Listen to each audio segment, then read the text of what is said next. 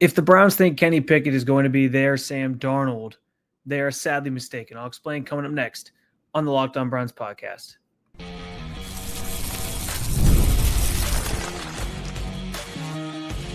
You are Locked On Browns, your daily Cleveland Browns podcast. Part of the Locked On Podcast Network, your team every day.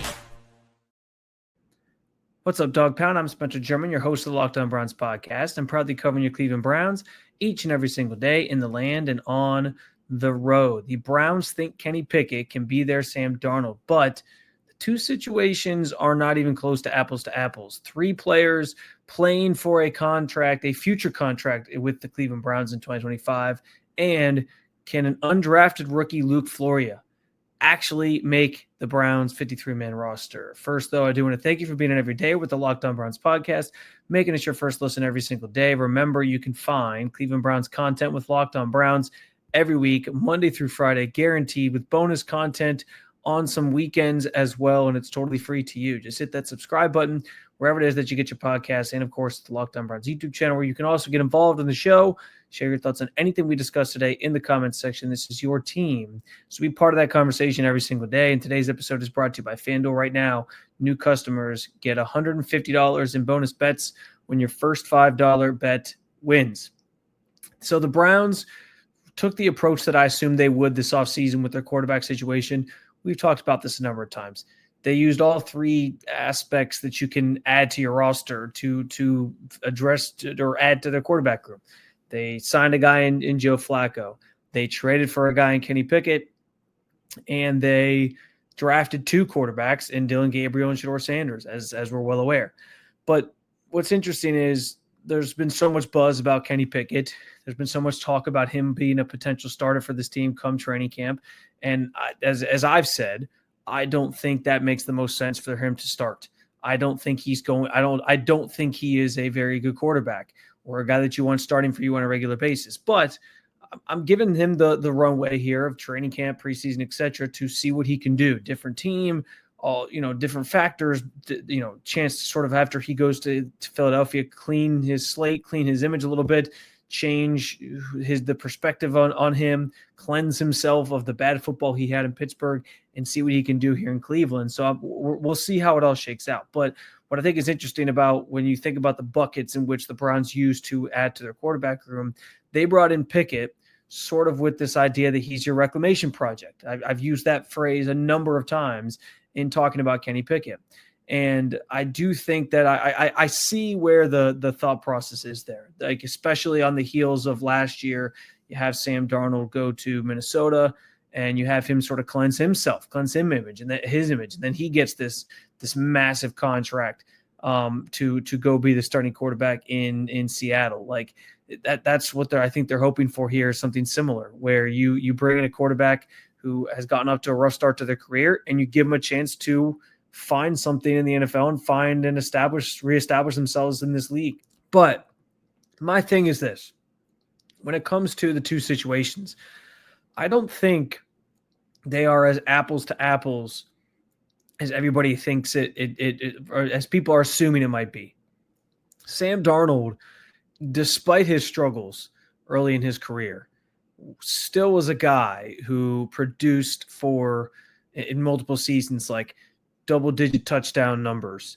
He was a guy that produced on multiple occasions at least 2,500 yards passing. He had a 3,000-yard passing season. He had just under about 140 or so, 35-yard less. He was almost at 3,000 again in his rookie season. Like there were some promising things about his gameplay, the way that he played football, the things that he could do. It was just, maybe the wrong fit in New York to start off his career, and he bounces around a little bit, ends up obviously this past season in Minnesota in the perfect situation, and he does, sort of reestablish himself and earn that contract as a true reclamation project. And so again, I understand where Pickett's trying to sort of follow in those footsteps. I just don't think Pickett is even statistically like on the same level of where Sam Darnold was, even though Sam Darnold wasn't great. Pickett in his 3 seasons, first 2 as a starter in Pittsburgh, as a first-round pick, like Darnold. I know Darnold was taken earlier. 2 2 seasons where he threw for 2,404 yards, and I understand he only played 13 games that first year. Darnold in his first season only played 13 games. He only played 13 games his second year, threw for 3,000 yards. In his second year, Kenny Pickett had 2,070 yards. He had 7 touchdowns in his first season, 6 touchdowns in his second season. He had more interceptions than touchdowns in his first season, and only 2 more touchdowns than interceptions in his second season. And I understand we can sit there and point to the fourth quarter comebacks, and that's something that it's his calling card coming here to Cleveland, something that people are banking on. Like, well, hey, he had this one thing he could do. He had this one thing that people are, was promising, that people are hoping translates to a new spot. And there is some reason to have some optimism that it could be different when you're leaving, the Matt Canada offense and how terrible that was in Pittsburgh to come do something else in Cleveland. I will give plenty of latitude for that conversation as well. And I respect that. But I just think, like, if the Browns are hoping he's going to be their Sam Darnold, I don't know that the two things or the two players that we're talking about here align perfectly. I also think, too, the situations are different. I've talked about this with Kevin Stefanski before. I talked about it a couple weeks ago even. The idea that I think Kevin is seen as, and I view him this way, a great offensive mind. I think he's a great offensive mind. I think he's a guy who knows really how to tap into what he does best on offense, mold that to the players that he has on the field in terms of the quarterback and elsewhere, and get the most out of certain players, particularly at the quarterback position. But I don't know that Kevin Stefanski, even when he was brought here, was ever considered or called or viewed or labeled as that quarterback guru, that quarterback whisperer, that tag that coaches get sort of touted with at times in this league. Jim Harbaugh's had that. Obviously Andy Reid has had that. Like, there's certain guys that they have that label. And Kevin O'Connell, on the other hand, has been called one of these quarterback gurus, one of these guys who they think can mold quarterbacks and turn them into something successful. And I've walked through already, like I said, the history of Kevin Stefanski and quarterbacks here in Cleveland. You have moments, right? Baker had his best season of his career up until that point with Kevin Stefanski, but he's had better results elsewhere now. So how much stock do you really put in that?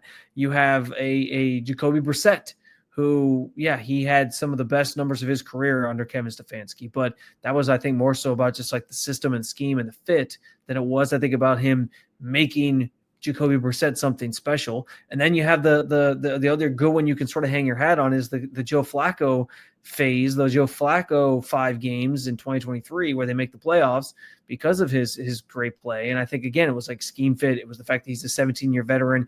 It wasn't like Kevin Stefanski was like turning Joe Flacco into something. He was already an established quarterback that just found the right place. And so that's why I do give some leeway for the idea that Pickett, maybe this is the perfect offense for him. Maybe this is where he fits and it all works out. That's why I'm willing to accept that. But again, like, Darnold went somewhere where there's a coach who's viewed as that quarterback guru, that quarterback whisperer. I don't think Kevin Stefanski's that.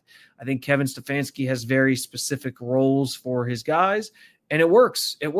I kind of feel like it is very Kyle Shanahan-esque, and that's no disrespect to Kyle Shanahan, but like, we know his system. His system is what I think makes Brock Purdy what Brock Purdy is, but he's going to be able to say he turned a young quarterback into something. Kevin Stefanski doesn't have that yet. The best he can say is that he got some good years out of Kirk Cousins in Minnesota, and Kirk Cousins had already been established at that point. And frankly, Kirk Cousins worked with Kevin O'Connell in Washington before coming to Minnesota, where he ultimately ended up working with Kevin Stefanski. So I just don't know if the situations can be compared like it's being compared. I don't know if we can sit here and say like Pickett's going to be Sam Darnold. He's going to have that sort of same revival, if you will. And I think if you're banking on that, it's a long shot here. We'll see. Again, I am giving him the time, the respect to see what he does in training camp, joint practices, preseason, all that stuff. but I'm not going to sit here and just assume that Pickett and that Pickett is the NFL's next Sam Darnold, who revives his career, gets this massive contract next season from some team, and is off running as this highly touted quarterback all of a sudden. I don't see it happening that way, because I don't frankly think the situations are as comparable or apples to apples as some might be trying to make it out to be, and even as the Browns might frankly be trying to make it out to be. 3 players who are hoping their 2025 season paves the way for a new contract with the Browns. We'll talk about them coming up next on the Locked On Browns podcast.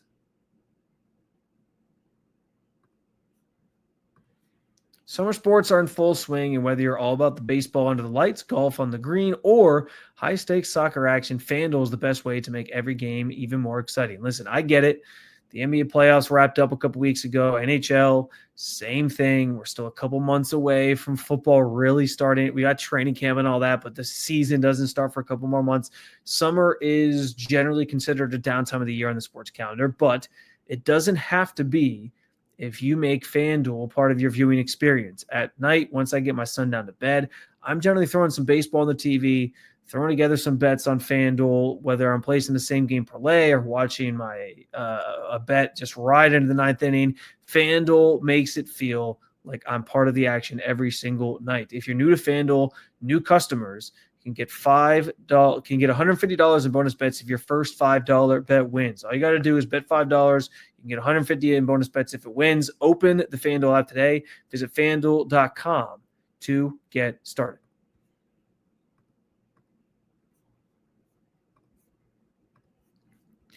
All right, so speaking of guys looking for big contracts, Kenny Pickett being one of those, and we know Myles Garrett obviously got his big payday from the Browns this past offseason, so he's here for the foreseeable future, but there are still some players that are part of this roster going into 2025 that are hoping to land new contracts, likely from the Browns. Get that in some instances, it's the second contract from the Browns to stick it out in Cleveland and see if they can earn a right to be here longer term.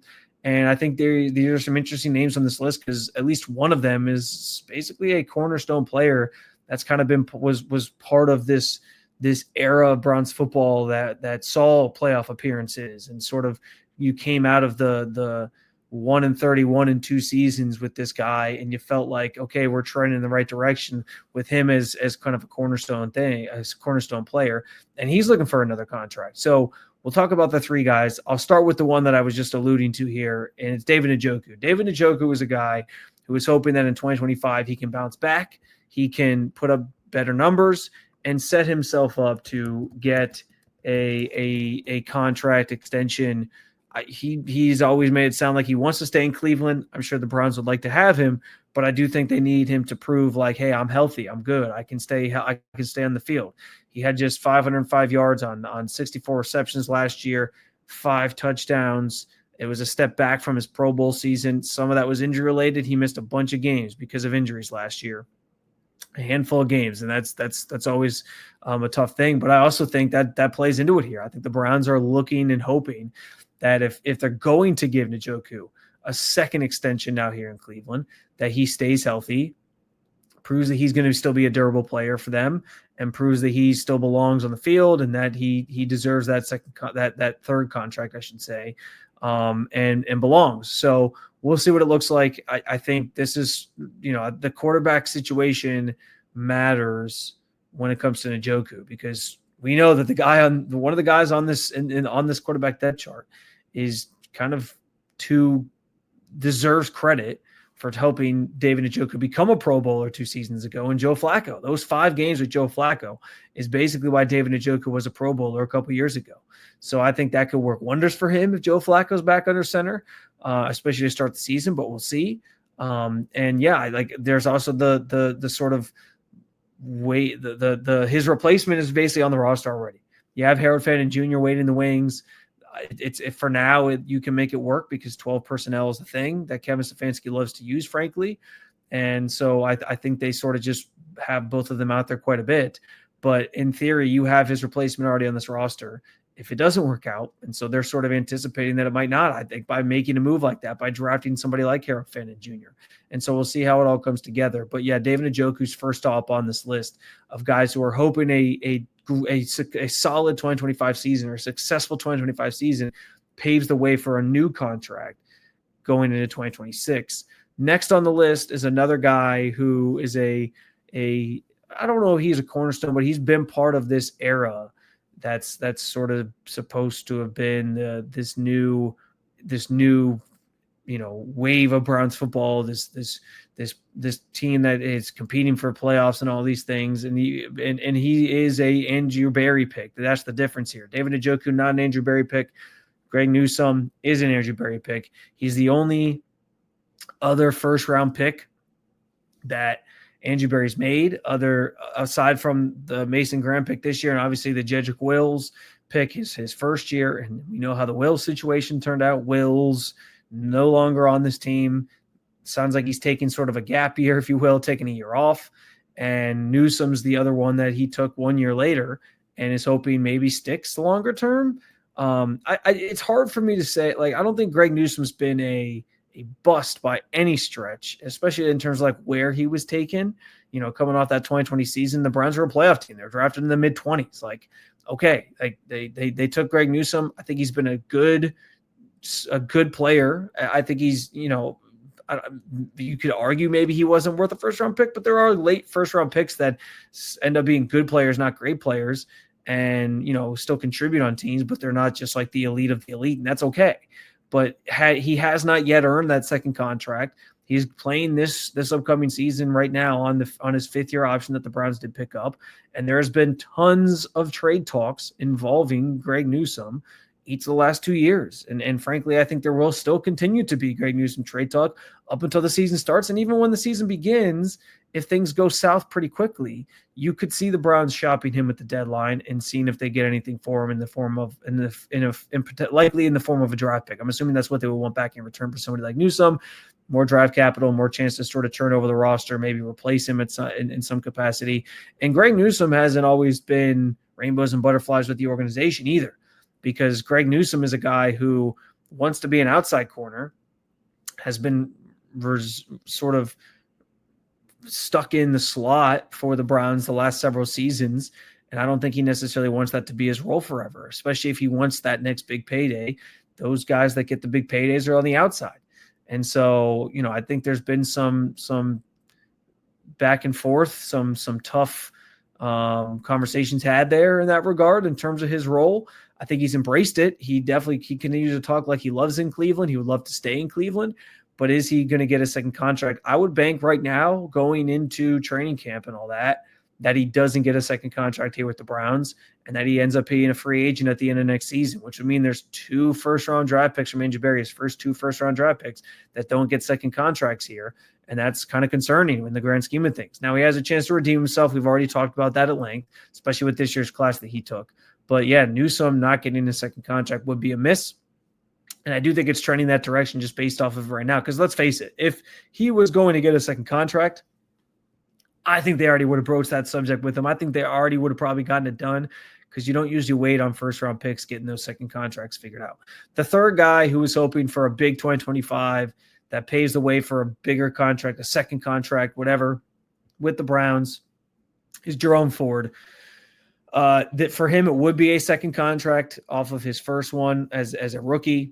And listen, I think Jerome Ford has proven that in this league, he can be a solid player. Like, I think he proved that he can be a contributing player for some team somewhere, whether it's the Browns or otherwise. He's a 5th-round pick. I think he's exceeded those expectations in 2022 at 5th rounder. He's proven that he's better than probably where he was drafted.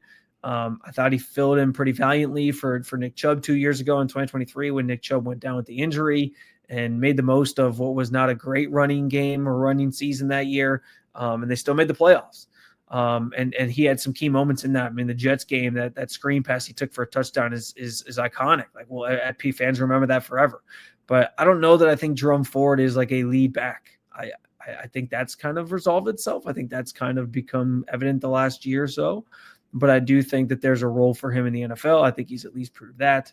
And we'll see if he ends up being worthy of another contract here in Cleveland or if it ends up being somewhere else. But he is hoping for a big year to get that second contract somewhere or get paid somewhere.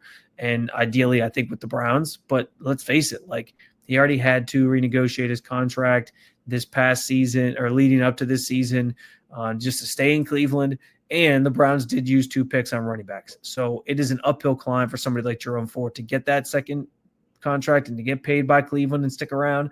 But he's another guy that's hopeful for it. And I think those are 3 names to keep an eye on in terms of guys who are hoping that they have a good 2025 and it sets the stage for, okay, now we're willing to go and get that contract done to keep you here even longer term. There's a cute feel-good story on this team in the form of Luke Floriea, an undrafted rookie, who could go from just that cute feel-good story to actually making the 53-man roster. I'll explain why coming up next on the Locked On Browns podcast.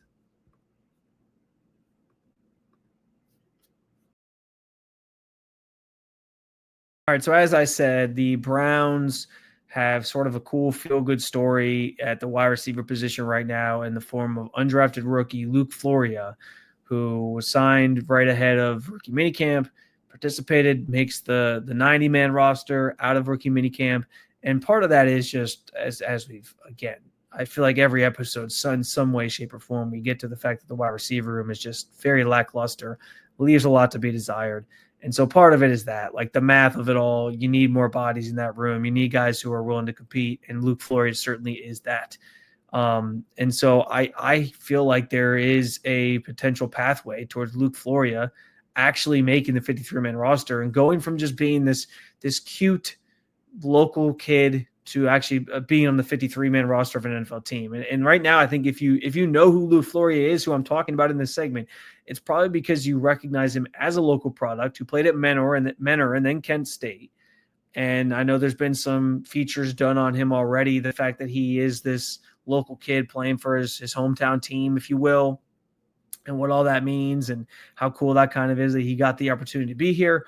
But you might know him soon if he makes his Browns roster for being a guy that plays for the Cleveland Browns. And that would be sort of a nice way to put a bow on, not a bow because it's not the end, but to sort of, put a stamp on him as a player, as a local kid and see what he could do. And I actually want to shout out my guy, Lance Riesland of Cleveland.com here, because he wrote a really good piece as I was kind of thinking about Luke and what how this wide receiver room could shake out come training camp.